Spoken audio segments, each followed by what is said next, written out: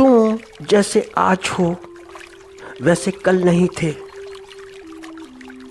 तुम जैसे आज हो वैसे ही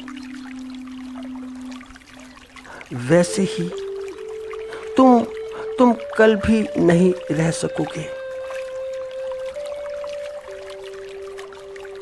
जैसे आज हो अभी हो, बस जैसे इसी क्षण हो। तुम वैसे के वैसे ही, तुम वैसे नहीं कि जैसे कल थे। तुम वैसे नहीं कि जैसे कल हो जाओगे। जो कल थे या कल हो जाओगे, इसके बीच में बड़ा बड़ा अंतराल है, बड़ा बड़ा अंतराल। तुम हो तो बस अभी हो, आज ही हो, इसी क्षण ही हो। और जब तुम इस क्षण होते हो तो सजीव सजीव, तो नूतन नूतन, तो नवीन नवीन। जो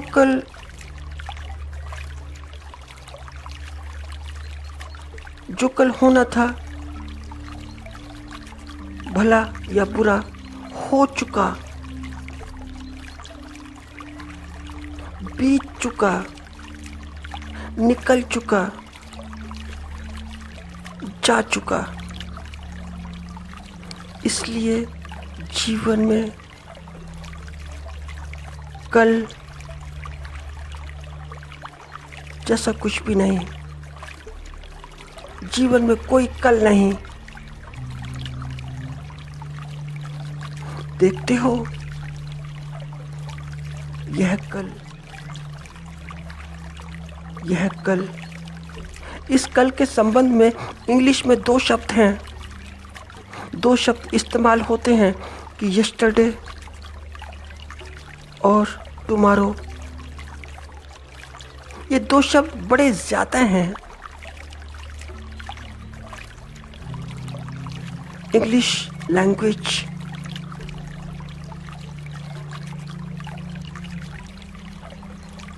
बड़ी ज्यादा।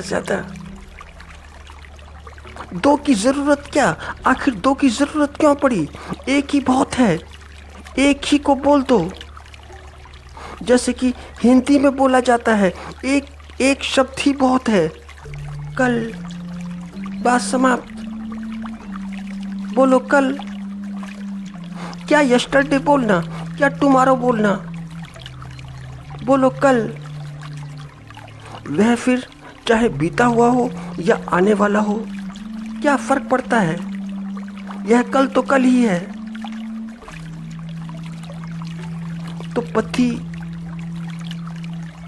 तो पति कल जैसा नहीं, जैसा कल था।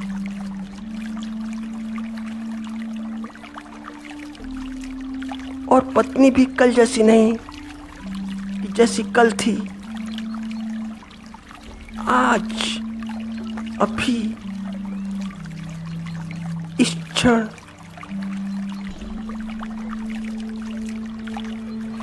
क्षण नूतन। समझ में बात नहीं आती, तुम कल को क्यों बीच में लेके आते हो? आज का देखो, अभी का देखो।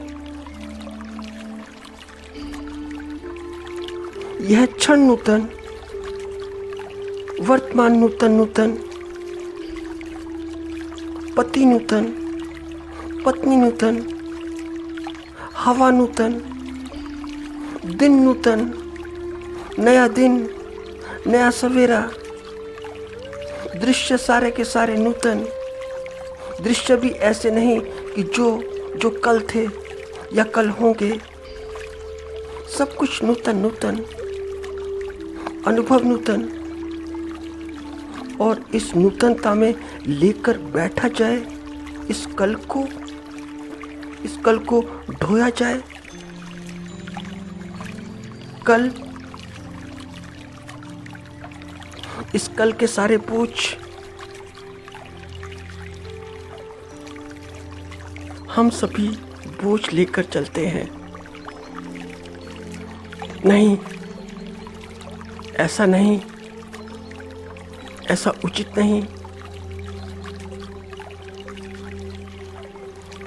तो वे पति पत्नी जो कल को बीच में लेकर नहीं आते हैं, वे बड़े नूतन हैं, बड़े सजीव हैं, बड़े खुश हैं।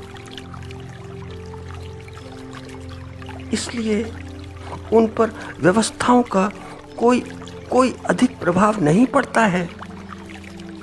व्यवस्थाएं उन्हें ज़्यादा प्रभावित नहीं करती हैं।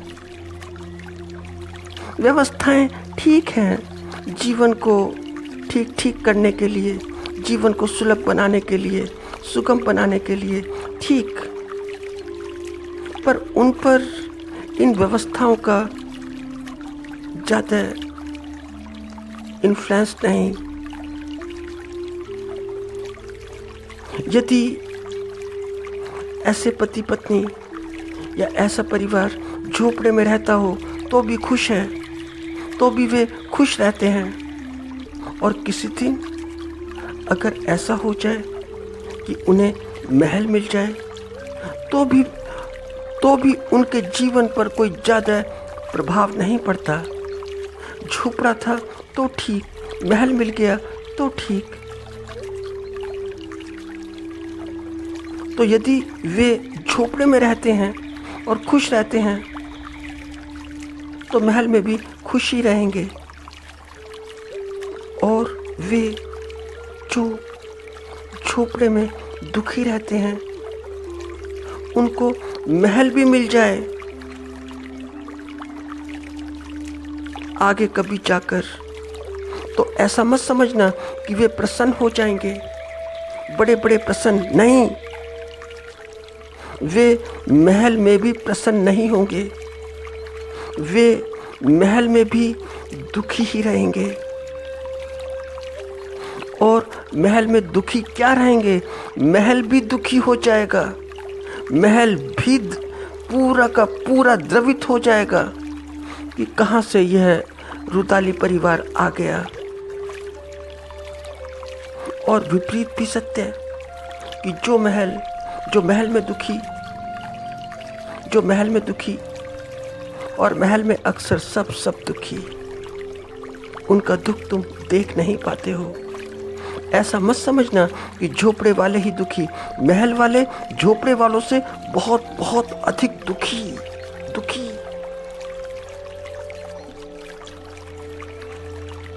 तुम यदि ठीक उनका दुख जान लो तो उनका दुख